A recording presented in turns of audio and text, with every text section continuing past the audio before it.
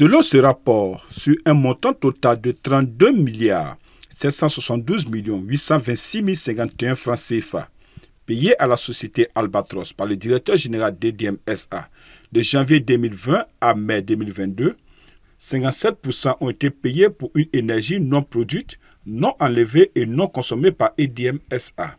Cette dernière a été facturée par Albatros au titre de l'énergie non produite, même pour les 10 388 heures, soit 432 jours ou plus de 14 mois pendant lesquels les groupes de la centrale étaient à l'arrêt de 2020 à octobre 2023. Albatros justifie ces arrêts par la non-fourniture de carburant par EDM SA pour la centrale. De plus, au passage de l'équipe de vérification pour le contrôle d'effectivité à la centrale d'Albatros et au poste 225 Caviar des Cailles, il ressort de l'analyse des documents fournis par les deux structures que la centrale était en arrêt total bien avant le 31 octobre 2023.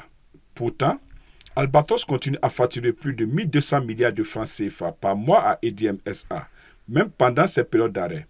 À titre illustratif, la facture envoyée par Albatros pour la facturation du mois de février 2024, qui date du 5 mars 2024, est de 1 milliard 283 603 611 francs CFA, pendant que la centrale est aux arrêts depuis juillet 2023 et que c'est EDM SA qui fournit de l'électricité à Albatros pour sa propre consommation pendant ces périodes d'arrêt.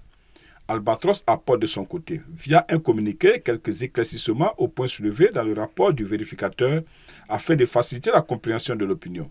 Selon le communiqué, le principe Take or Pay est la pierre angulaire de tout projet de production indépendante d'énergie IPP. Car sans Take or Pay, aucune institution financière n'accepterait de financer un projet IPP.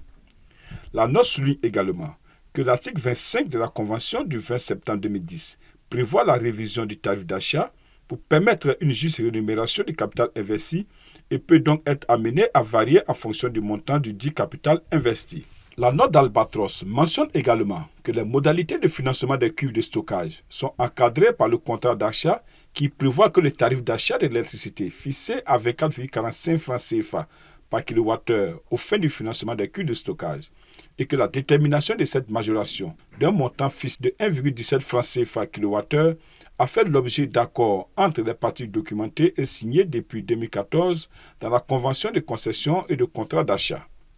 En mars 2021, devant le Conseil national de transition, Lamine Seydou Traoré, alors ministre des Mines, de l'Énergie et de l'Eau, a fait savoir que l'État malien a payé 54 milliards de francs CFA à la société Albatros Énergie pour de l'électricité jamais consommée.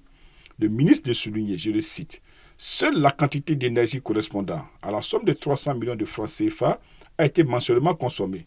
C'est donc dire que le contribuable malien paye chaque mois 900 millions de francs CFA pour de l'électricité qui ne consomme pas. La pratique dure depuis 5 ans, soit un taux de 54 milliards de francs CFA payés pour de l'électricité jamais consommée. » Moulay Keïta, membre du CNT, affirme que la clause de Take or Pay est en réalité une escroquerie.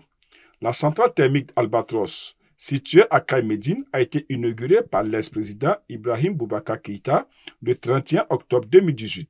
Le vérificateur, dans son rapport, prévient que le maintien de cette conception sans contrepartie en fourniture d'énergie met en péril la continuité de l'exploitation de EDM SA à travers un déséquilibre financier profond.